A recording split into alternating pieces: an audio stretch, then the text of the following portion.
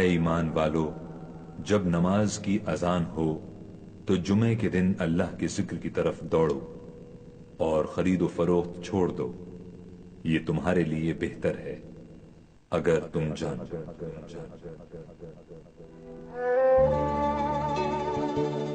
جمعے کی تاریخ۔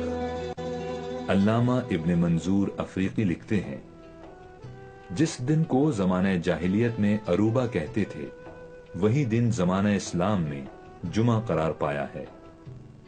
اس دن کو جمعہ اس لیے کہتے ہیں کہ اس دن عبادت کے لیے بہت زیادہ لوگ جمع ہوتے ہیں۔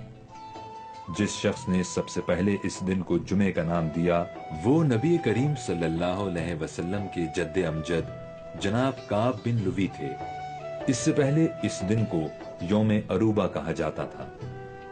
یوم عروبہ کا نام جمعہ رکھنے کے بارے میں حضرت عبداللہ بن عباس رضی اللہ عنہما فرماتے ہیں، جمعے کو جمعہ اس لیے کہتے ہیں کہ اس دن اللہ تبارک و تعالی نے خلقت آدم کو جمع کیا۔ علامہ ثعلب بیان کرتے ہیں، جمعے کو جمعہ اس لیے کہا جاتا ہے کہ اس دن قریش دار الندوہ میں جمع ہوتے تھے۔ علامہ عبد الرحمن سہیلی رحمۃ اللہ علیہ بیان کرتے ہیں، عروبہ کا نام جمعہ زمانہ اسلام میں مقبول ہوا۔ اسلام میں سب سے پہلے جمعے کی ادائیگی سن 12 نبوی میں مدینہ منورہ میں جمعے کی جماعت کی امامت حضرت سیدنا اسید بن زرارہ رضی اللہ عنہ نے فرمائی۔ جیسا کہ سنن ابی داؤد کی روایت میں آتا ہے، حضرت کعب بن مالک رضی اللہ عنہ بیان کرتے ہیں کہ وہ جب بھی جمعے کے دن اذان سنتے تو حضرت اسید بن زرارہ رضی اللہ عنہ کے لیے رحمت کی دعا کرتے۔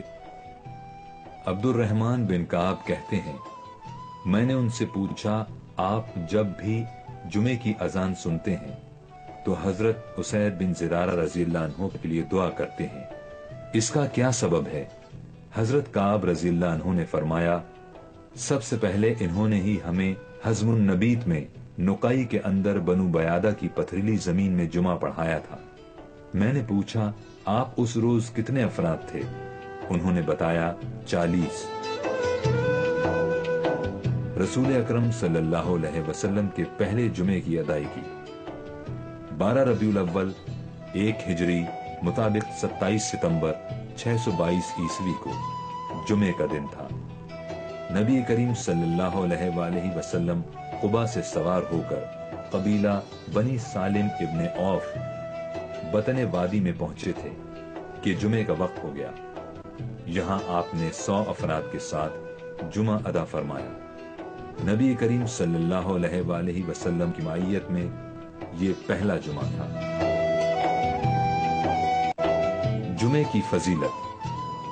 حضرت ابو ہریرہ رضی اللہ عنہ بیان کرتے ہیں کہ نبی کریم صلی اللہ علیہ وآلہ وسلم نے ارشاد فرمایا، جس بہترین دن میں سورج طلوع ہوتا ہے وہ جمعے کا دن ہے، جس دن حضرت آدم علیہ السلام پیدا کیے گئے، جس دن آدم علیہ السلام جنت میں داخل کیے گئے اور جس دن وہ جنت سے اتارے گئے۔ حضرت سلمان فارسی رضی اللہ عنہ بیان کرتے ہیں کہ رسول اکرم صلی اللہ علیہ وآلہ وسلم نے فرمایا، جو آدمی جمعے کے دن غسل کرے اور حسب استطاعت طہارت کرے، تیل لگائے اور خوشبو لگائے، پھر اپنے گھر سے نماز جمعہ کے لیے نکلے اور صفوں کے درمیان پرسکون بیٹھے ہوئے 2 آدمیوں کے درمیان نہ گھسے، پھر نماز پڑھے جو اس کے لیے لکھ دی گئی ہے، پھر جب امام خطبہ دے تو خاموش رہے، اس کے اس جمعے سے دوسرے جمعے تک کے گناہ بخش دیے جاتے ہیں۔ ترک نماز جمعہ پر وعید و سزا۔ نبی کریم رؤوف رحیم صلی اللہ علیہ وسلم نے ارشاد فرمایا، جو شخص 3 جمعے کی نماز سستی کے سبب چھوڑ دے، اللہ تبارک و تعالی اس کے دل پر مہر کر دیتا ہے۔ نماز جمعہ کا شرعی حکم۔ جمعہ فرض عین ہے اور اس کی فرضیت ظہر سے زیادہ مؤکد یعنی تاکیدی ہے، اور اس کا منکر دائرہ اسلام سے خارج ہے۔ جمعے کے دن کرنے والے اعمال: ناخن تراشنا، حضرت حمید بن عبد الرحمن رضی اللہ عنہما اپنے والد سے روایت کرتے ہیں، جو شخص جمعے کے دن اپنے ناخن کاٹتا ہے اللہ تبارک و تعالی اسے بیماری سے نکال کر شفا میں داخل کر دیتا ہے۔ جمعے کی ادائیگی کے لیے جلدی نکلنا۔ نبی کریم صلی اللہ علیہ وآلہ وسلم نے ارشاد فرمایا، بلا شبہ تمہارے لیے ہر جمعے کے دن میں ایک حج اور ایک عمرہ موجود ہے، لہٰذا جمعے کی نماز کے لیے جلدی نکلنا حج ہے، اور جمعے کی نماز کے بعد عصر کے لیے انتظار کرنا عمرہ ہے۔ غسل جمعہ۔ حضرت سیدنا ابو بکر صدیق و سیدنا عمران بن حسین رضی اللہ عنہما روایت کرتے ہیں کہ رسول کریم صلی اللہ علیہ وآلہ وسلم نے ارشاد فرمایا، جو جمعے کے دن نہائے اس کے گناہ اور خطائیں مٹا دی جاتی ہیں، اور جب چلنا شروع کرے تو ہر قدم پر 20 نیکیاں لکھی جاتی ہیں۔ غسل جمعہ کا فقہی حکم۔ جمعے کے دن غسل جمعہ کرنا سنت مستحبہ ہے۔ جمعے کے 5 خصوصی اعمال۔ حضرت ابو امامہ رضی اللہ عنہ سے روایت ہے کہ حضور نبی کریم صلی اللہ علیہ وآلہ وسلم نے ارشاد فرمایا، جس نے جمعے کی نماز پڑھی، اس دن کا روزہ رکھا، کسی مریض کی عیادت کی، کسی جنازے میں حاضر ہوا اور کسی نکاح میں شرکت کی تو جنت اس کے لیے واجب ہو گئی۔ جمعے کو والدین کی قبر پر حاضری۔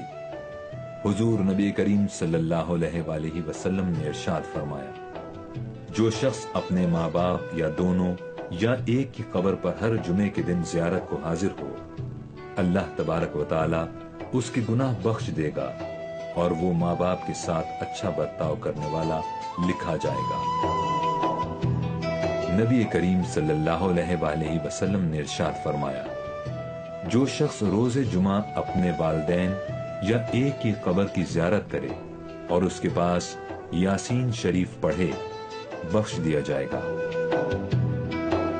تلاوت قرآن۔ حضرت ابو سعید خدری رضی اللہ عنہ سے روایت ہے کہ نبی کریم صلی اللہ علیہ وسلم نے ارشاد فرمایا، جو شخص بروز جمعہ سورہ کہف پڑھے اس کے لیے دونوں جمعوں کے درمیان نور روشن ہوگا۔ تلاوت قرآن۔ نبی کریم صلی اللہ علیہ وآلہ وسلم نے ارشاد فرمایا، جو شخص شب جمعہ کو سورہ حامیم الدخان پڑھے اس کے لیے 70,000 فرشتے استغفار کرتے ہیں۔ جمعے کا وظیفہ۔ حضرت انس بن مالک رضی اللہ عنہ بیان کرتے ہیں کہ رسول کریم صلی اللہ علیہ وسلم نے ارشاد فرمایا، جو شخص جمعے کے دن نماز فجر سے پہلے 3 بار پڑھے، استغفر اللہ الذی لا الہ الا ہو واتوب الیہ، اس کے پڑھنے والے کے گناہ بخش دیے جائیں گے اگرچہ سمندر کے جھاگ سے زیادہ۔ دعا۔ حضرت ابو ہریرہ رضی اللہ عنہ بیان کرتے ہیں کہ نبی کریم صلی اللہ علیہ وآلہ وسلم نے ارشاد فرمایا، جمعے کے دن ایک ایسی ساعت ہے جس کو جو مسلمان پائے اور اللہ تبارک و تعالیٰ سے جو بھی سوال کرے اللہ تعالیٰ اس کو عطا فرما دیتا ہے، اور یہ ساعت بہت تھوڑی دیر رہتی ہے۔ عمدہ لباس اور خوشبو۔ حضرت ابو سعید بیان کرتے ہیں کہ رسول اللہ صلی اللہ علیہ وآلہ وسلم نے ارشاد فرمایا، مسلمان پر یہ حق ہے کہ جب جمعے کا دن ہو تو وہ مسواک کرے اور عمدہ لباس پہنے، اور اگر اس کے پاس خوشبو ہو تو وہ خوشبو لگائے۔ جمعے کے لیے روانگی۔ حضرت ابو ہریرہ رضی اللہ عنہ بیان کرتے ہیں کہ رسول اکرم صلی اللہ علیہ وآلہ وسلم نے ارشاد فرمایا، جو شخص جمعے